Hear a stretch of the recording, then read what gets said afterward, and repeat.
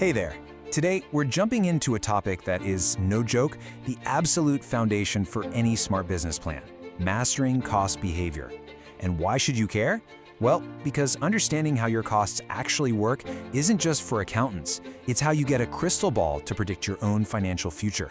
Let's kick things off with a simple question. So picture this, you run a great little coffee shop. If you manage to sell an extra 100 cups of coffee tomorrow, how much more profit actually ends up in your bank account? Seems like it should be easy math, right? But the real answer is way more interesting and a lot more powerful than you think. And that leads us straight into what I like to call the profit puzzle. See, the reason that question is tricky is because not all of your costs are created equal. Some of them go up when you sell more, sure, but others, they don't move an inch. Look, anybody can look at their sales numbers. It's easy to track revenue, and it feels great to see it climb. But if you want to know your real profit, if you want to make forecasts you can actually trust, you absolutely have to get a handle on how your costs behave. That's the whole secret. And just to be clear, this isn't just some nice little tip, it's a foundational business principle. The whole idea is that really getting how different costs work is what makes a direct impact on your business. It's the line between just guessing and doing real, powerful financial planning. All right, so let's start breaking this puzzle apart, piece by piece. First up, fixed costs. The best way to think about these is as the solid, predictable foundation of all your business expenses. This is your financial bedrock.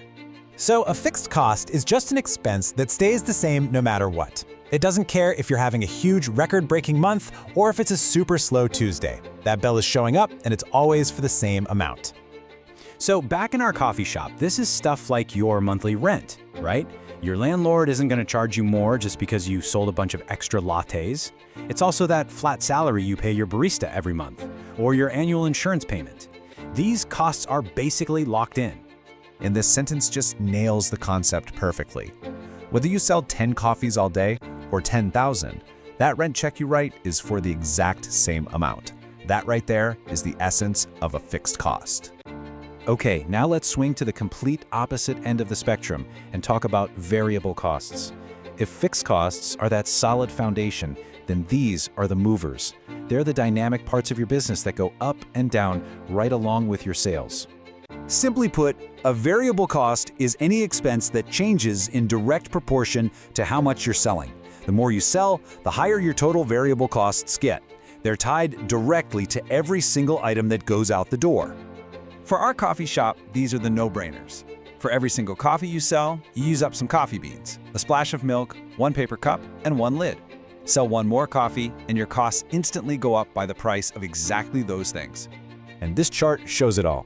When you sell 100 coffees, your total cost for supplies is pretty low.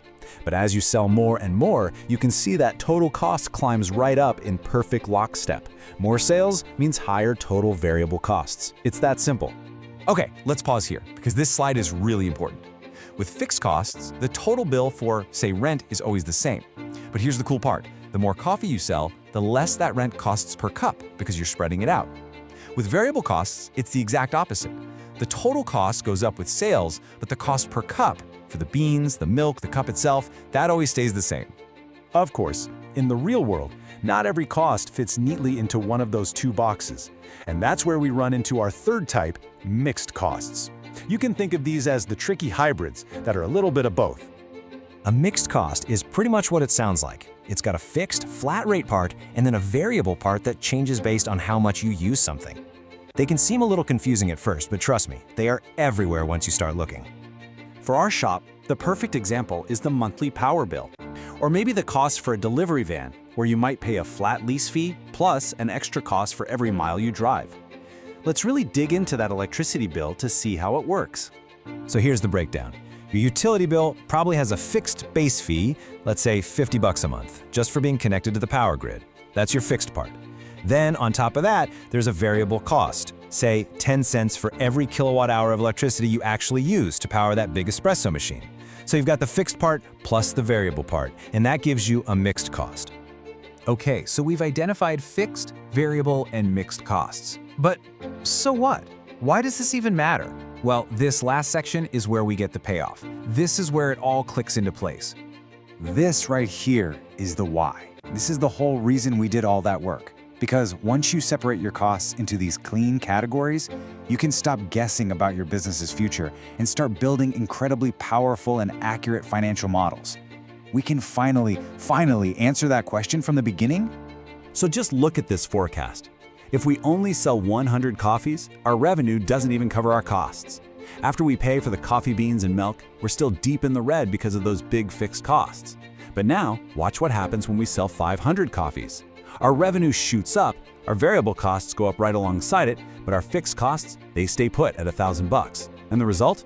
Is a $500 profit. We went from losing money to making money. By understanding how our costs behave, we can actually predict the exact tipping point where our business becomes profitable. Now that is powerful stuff.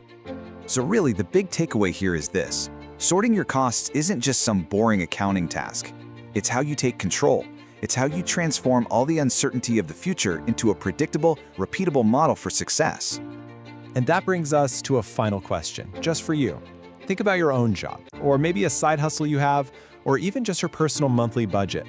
What's one cost that after this, you can confidently point to and say, that's fixed, or that one's variable? Give it some thought. Thanks so much for joining me.